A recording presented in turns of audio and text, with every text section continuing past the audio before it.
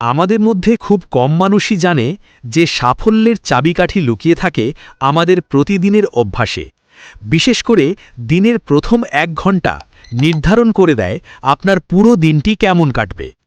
আজকের ভিডিওতে আমরা জানব বিশ্বের সবচেয়ে সফল ব্যক্তিদের 5টি সকালের অভ্যাস, যা আপনার জীবনকে সম্পূর্ণ বদলে দেওয়ার ক্ষমতা রাখে। প্রথম অভ্যাসটি হল খুব ভোরে ঘুম থেকে ওঠা।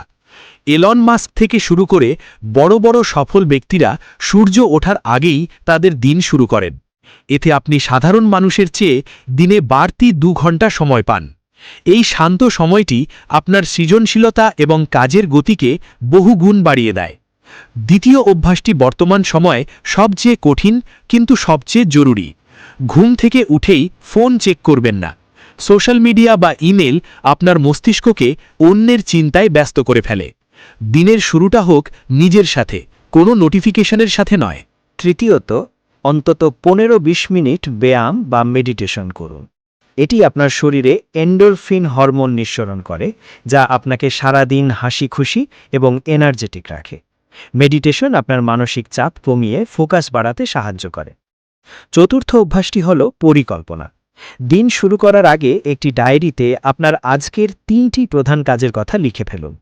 যখন আপনি জানবেন আজ আপনাকে কি কি করতে হবে, তখন আপনার সময় নষ্ট হওয়ার সম্ভাবনা কমে যাবে এবং আপনি অনেক বেশি প্রোডাক্টিভ হবেন।